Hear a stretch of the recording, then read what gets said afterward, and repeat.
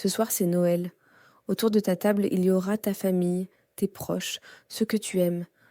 Mais il y a une tradition magnifique que nos grands-parents respectaient et que nous avons oubliée. Une tradition qui rappelle que Noël, ce n'est pas seulement une fête, c'est un moment de partage, de pardon et d'humanité. Voici l'histoire de la place du pauvre. En France, et particulièrement en Provence, il existait une coutume magnifique. Le soir du réveillon de Noël, on dressait la table avec un couvert supplémentaire, un couvert vide. On l'appelait la place du pauvre.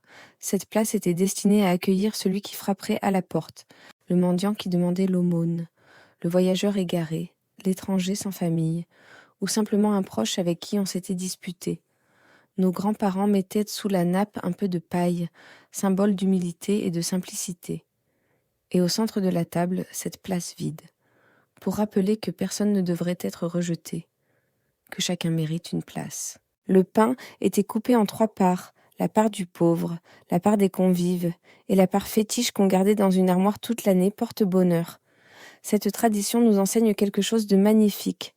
Elle nous dit que personne ne devrait être seul à Noël, que chacun mérite une place à table, que l'esprit de Noël, c'est tendre la main à celui qui est dans le besoin. Nos ancêtres avaient compris que la vraie richesse, ce n'est pas ce qu'on possède, mais ce qu'on partage. Cette place du pauvre est un symbole puissant. Elle nous rappelle que tout être humain mérite respect, dignité et accueil, surtout lors de la plus belle nuit de l'année. Alors ce soir, en cette nuit de Noël, je te souhaite de tout mon cœur un joyeux Noël, mais je te demande aussi quelque chose. Tends la main à ton prochain. Appelle cette personne avec qui tu es fâché. Oublie les rancœurs. Pardonne les blessures. Ouvre ta porte à celui qui est seul. Noël, c'est la naissance de l'amour. C'est la lumière dans l'obscurité. C'est le pardon. C'est l'espoir. Alors ce soir, dresse un couvert supplémentaire. Pour celui qui manque, pour celui qui est seul.